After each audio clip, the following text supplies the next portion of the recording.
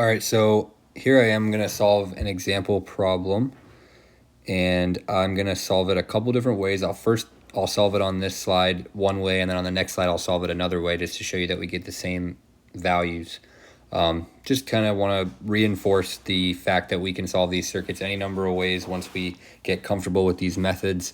You could solve this circuit by mesh, you could solve this circuit by superposition, and you may jump to one of those two methods if you feel like that's just your default and you see two sources and that's what you want to do. But I want to encourage you to think a little bit harder than that sometimes when you see these circuits, especially if I give you the freedom to solve them how you want, because this one can be solved very easily using source transformation and also using nodal analysis. So let's go ahead and I'm going to solve it first using source transformation, just because I think that for me it jumps out at me that I have a current source in parallel with a resistor here, and I can very easily replace that with a voltage source in series with the resistor and then solve the circuit. So let's go ahead and start with that. I didn't even put any values in here. My values here are 25 milliamps for the current source. My voltage source is 12 volts, and then my resistances are 100 ohms, 200 ohms, and 400 ohms. Okay, so let's go ahead. So the first thing I could do is I could really quickly just convert my current source in parallel with the resistor to an equivalent voltage source in series with the resistor, just like that.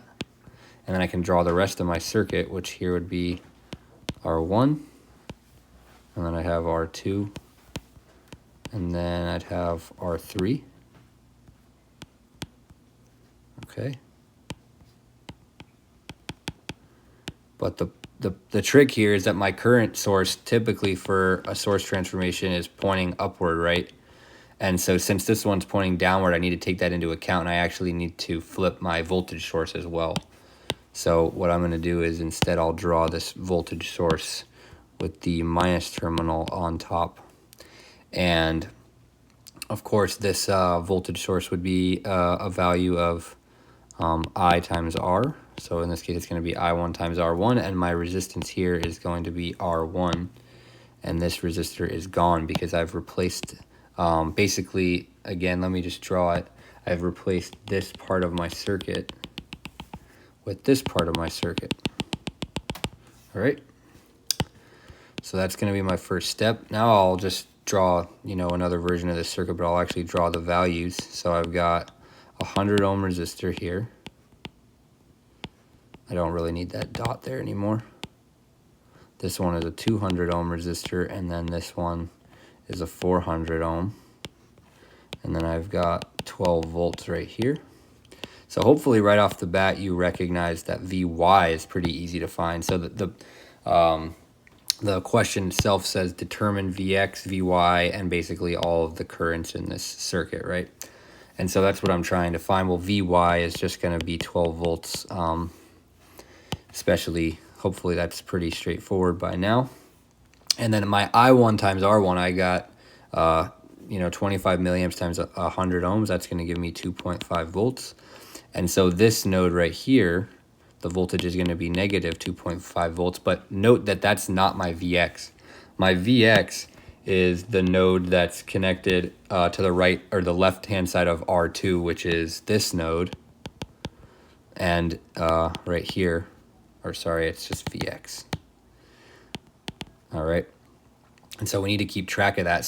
But we can pretty quickly find Vx now by analyzing the current through this branch. So I guess the first thing that we're going to find is our I2 value.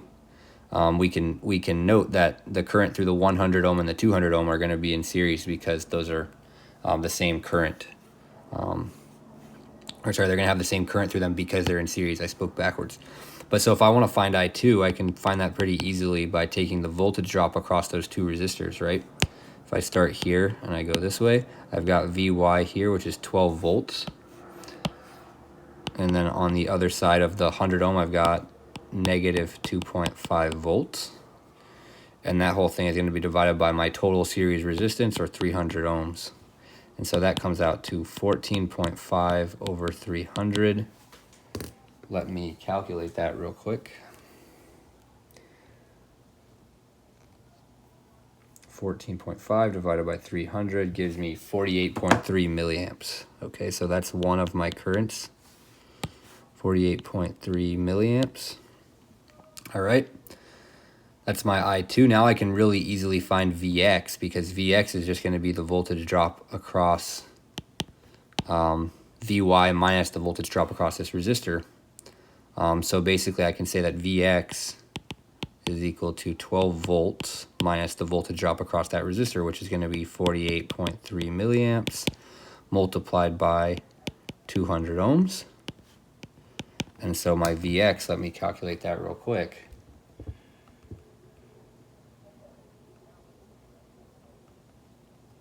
.333 volts, okay?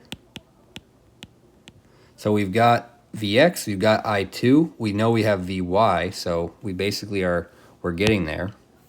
We just need to find our current. So Vx is done, or sorry, Vy is done, Vx is done. Maybe I shouldn't put those in red. Let's go green.